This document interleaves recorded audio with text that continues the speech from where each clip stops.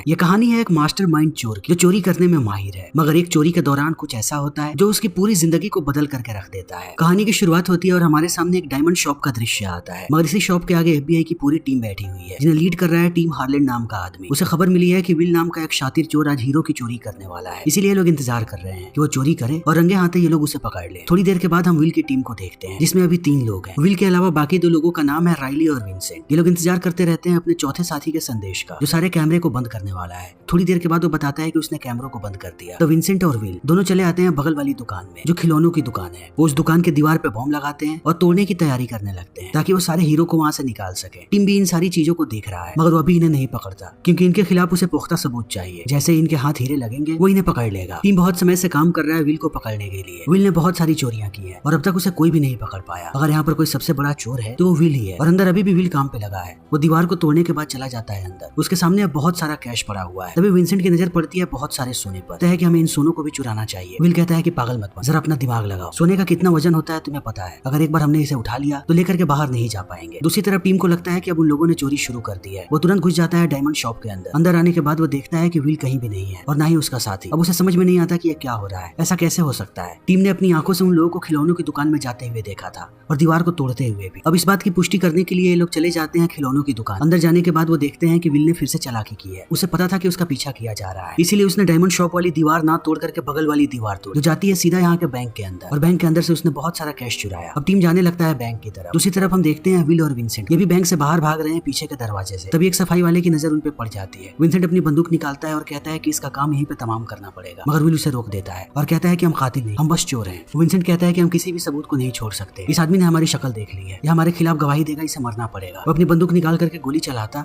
उससे पहले विल उससे लड़ने लगता है। इन दोनों की लड़ाई के दौरान गोली चलती है और गोली जाकर के लगती है विंसेंट के पैर पे। अब विंसेंट घायल हो गया है, फिर भी विल उसे नहीं छोड़ता और लेकर के आने लगता है कार के पास। कार में हम इनके चौथे साथी को भी देखते हैं जिसका नाम है होयट, जो इस कार को चलाने वाला है। इन्हें देखने के बाद राइली कहती है कि पैसे कहाँ हैं? तो विल कहता है कि हम दोनों की लड़ाई हो गई थी, पैसे वहीं पर गिर गए, मैं पैसे लेकर के आता हूँ। वो भागता हुआ आता है बैग के पास। तभी चारों तरफ से पुलिस वाले यहाँ पर चले आते हैं। इस सायरन की आवाज सुनने के बाद होयट कहता है कि अगर हम लोग यहाँ पर रुके तब हम लोग भी फंस जाएंगे। वो अपनी गाड़ी लेकर के भाग जाता है। विल को भी ये बात समझ में आ चुकी है कि वो फंस चुका है। वो बैग को उठा करके भागता, तभी 2 पुलिस वाले उसे पकड़ लेते हैं। तो विल उनसे लड़ने लगता है, उन दोनों को नीचे गिराता है और उनकी गाड़ी से भागना शुरू कर देता है। पता लग जाती है कि विल कौन सी गाड़ी से भाग रहा है। वो भागते जाता है और ये लोग उसका पीछा करते जाते हैं। अंत में विल को एहसास होता है कि वो अब घिर चुका है, वो पुलिस वालों से नहीं बच सकता। तब वो गाड़ी को घुसा देता है घर के और थोड़ी देर के बाद आता है बाहर पुलिस वाले उस पर बंदूक ताने खड़े हैं। जैसे ही टीम उसे देखता है कहता है कि पैसे कहाँ पे हैं? विल कहता है कि गाड़ी के। वो अपने एक एजेंट को भेजता है अंदर से आने के बाद एजेंट कहता है कि वहाँ पर खाली बैग है, उसके अंदर कोई भी पैसा नहीं है। अब विल के ऊपर कार्यवाही शुरू हो जाती है। उसे 8 साल की सजा सुनाई जाती है। पुलिस वाले उससे पूछताछ करते रहते हैं कि वो अपने साथियों के बारे में बताए और उन पैसों के बारे में, मगर विल किसी को कुछ नहीं बताता। एक वक्त के बाद पुलिस वाले भी हार मान जाते हैं और 8 साल के बाद विल जेल से छूट जाता है। जैसे ही वो बाहर आता है, बाहर आते ही उसे एहसास होता है कि टीम बाहर ही उसका इंतजार कर रहा है। टीम विल को कहता है कि अब तुम बाहर आ चुके हो और सीधा यहाँ से जाकर के अपने पैसों को निकालोगे और ऐश करोगे। अभी भी बता दो कि वो पैसे कहाँ पर है। विल कहता है कि तुम मुझे पागल समझते हो क्या? मैंने पूरी जिंदगी चोरी ही की है और चोरी पर कितनी धाराएं लगती हैं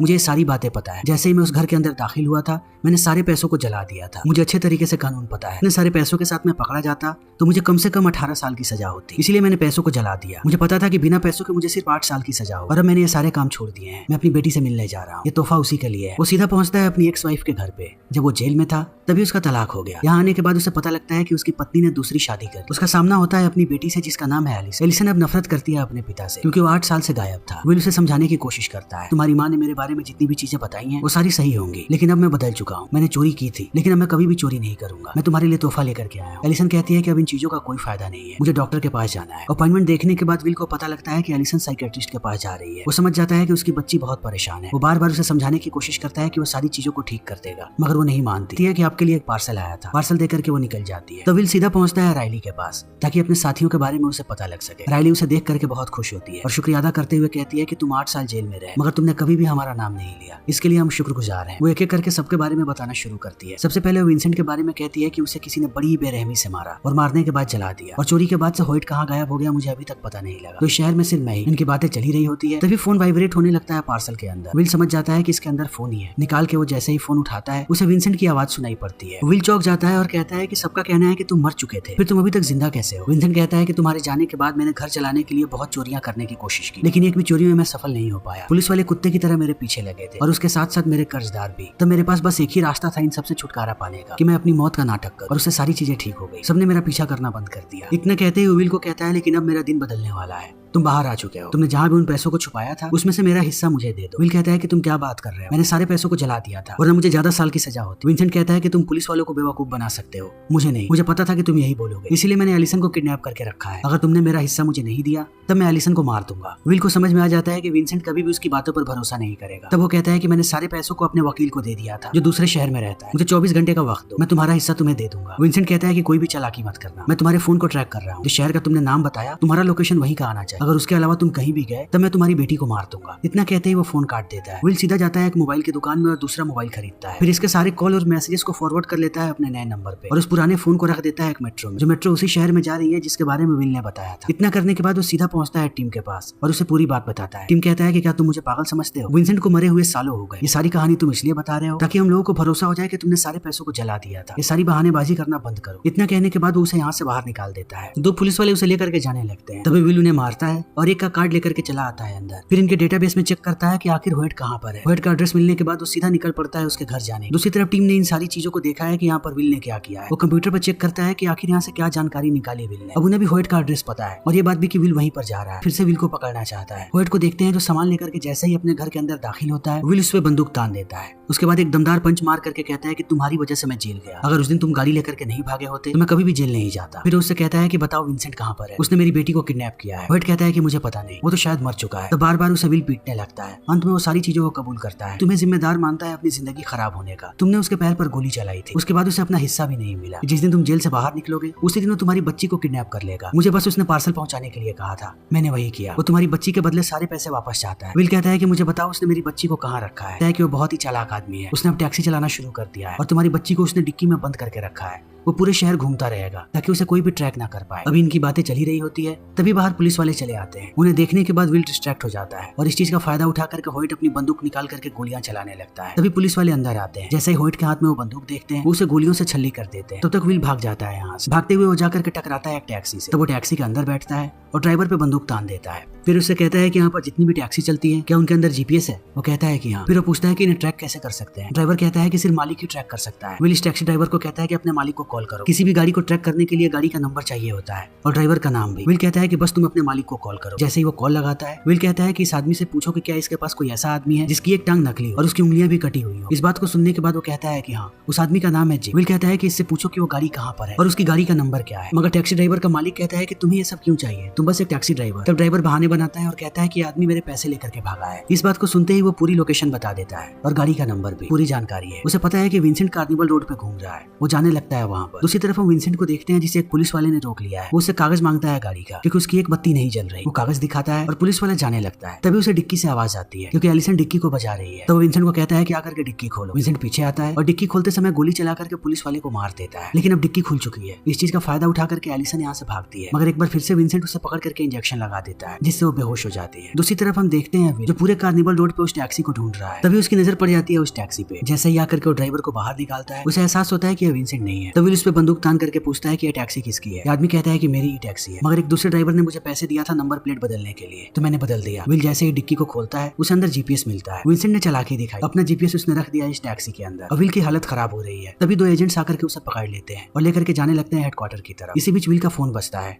विल कहता है कि विंसेंट ने कॉल किया होगा, अगर मैंने कॉल नहीं उठाया तो मेरी बेटी को मार देगा। एजेंट्स कहते हैं कि मर चुका है विंसेंट, अब बहाने बनाना बंद करो। विल ये रिस्क नहीं लेना चाहता, अगर उसने फोन नहीं उठाया तो उसकी बेटी मर जाए। तब वो अपनी उंगली तोड़ता है और हथकड़ी से हाथ को बाहर निकाल लेता है और हमला करता है इन दोनों एजेंट्स पे। जैसे ही गाड़ी पलटती है वो फोन लेकर के चला आता है बाहर। विंसेंट बहुत गुस्से में है कि उसने उसका फोन क्यों नहीं उठाया। अगल बगल की आवाज सुनने के बाद विंसेंट समझ जाता है कि अभी विल किसी भी मेट्रो में नहीं है। उसे कहता है कि अभी के अभी सच्चाई बताना शुरू करो वरना मैं एलिसन को मार दूंगा। विल उसे पूरी सच्चाई बता देता है कि उसके पास कोई भी पैसे नहीं है, उसने सारे पैसे सच में जला दिए थे। विंसेंट कहता है कि अब तुम्हारी बेटी मरेगी क्योंकि तुम्हारे पास पैसे नहीं है। विल कहता है कि मुझे बस थोड़ा समय चाहिए, मैं सारे पैसों का जुगाड़ कर दूंगा। विंसेंट कहता है कि इतने पैसे तुम कहां से लाओ। विल कहता है कि शायद तुम भूल रहे हो, मेरा काम ही चोरी करना था, मैं तुरंत चोरी करूंगा और तुम्हें पैसे दे दूंगा। विंसेंट उसे थोड़ा समय देता है कि जल्दी से सारे पैसों को लेकर के आओ। दूसरी तरफ जैसे ही टीम को ये बात पता लगती है कि विल ने क्या किया है और वो बार बार विंसेंट का नाम ले रहा है, तो वो भी विंसेंट के बारे में पता लगाना शुरू कर देता है और पहुंचता है उसी टैक्सी के मालिक के पास और उससे एक ही सवाल पूछता है कि क्या तुम्हारे पास कोई ऐसा ड्राइवर है जिसकी एक टांग नकली हो और उंगलियां कटी हुई हो। इस बात को सुनने के बाद वो आदमी कहता है कि थोड़े समय पहले एक टैक्सी ड्राइवर ने भी मुझसे यही सवाल पूछा था। मेरे पास एक ऐसा आदमी है, उसका नाम है जिम। तुरंत उसकी फाइल मांगता है। जैसे ही वो जिम की शक्ल देखता है कि यह विंसेंट ही है।